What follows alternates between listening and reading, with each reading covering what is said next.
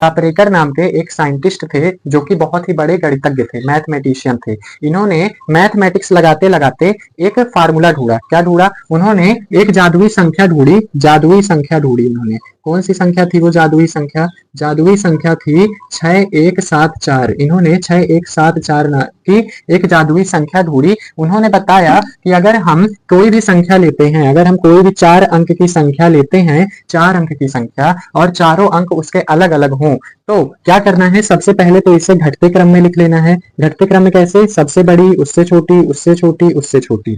फिर एक बार इसे बढ़ते क्रम में लिख लेना है, यानी कि सबसे छोटी, उससे बड़ी, उससे बड़ी, सबसे बड़ी।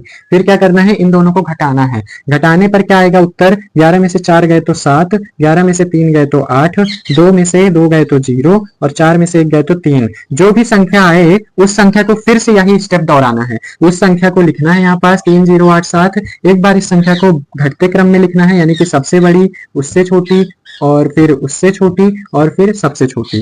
फिर एक बार इसी संख्या को बढ़ते क्रम में लिख देना है, सबसे छोटी, उससे बड़ी, उससे बड़ी, उससे बड़ी। इन दोनों को घटाना है। फिर घटाएंगे तो क्या आएगा? 10 में से 8 गए तो 2, 12 में से 7 गए तो 5, 6 में से 3 गए तो 3, 8 में से कुछ नहीं गया तो 8 ही बचेगा। ठीक है, फिर से इसमें वही स्टेप दोहराना है।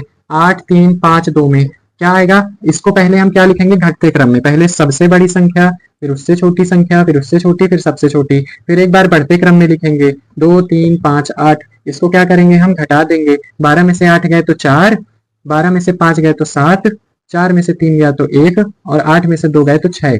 ठीक है, मतलब कि इन्होंने कहा कि जो भी संख्या हमने ली है उस संख्या को पहले एक बार घटते क्रम में लिखना है, फिर एक बार बढ़ते क्रम में लिखना है, फिर उसे घटाना है। घटाने पर जो उत्तर आए फिर से उसमें वही स्टेप दोहराना है। वही स्टेप दोहराते रहना। कब तक? जब तक कि 6174 ना आ जाए। हमारा तीसरे स्टेप में 6174 आ गया है। अब अगर हम इसमें भी यही स्टेप अप्लाई करते हैं 6174 पे, तो हमारा वापस वही आंसर आएगा। ठीक है, मतलब कि अगर हम इसे एक बार घटते क्रम में लिखें 7, 6, 4, 1, और एक बार बढ़ते क्रम में लिखें 1, 4, 6, 7, तो हमारा उत्तर वापस उतना ही आएगा जितना कि यहाँ आया है। 11 में से 7 गए तो 4, 13 में से 6 गए तो 7, और 5 में से 4 गए तो 1, और 7 में से गए तो 6। ये देखिए फिर से हमारा वही स्टेप आ गया।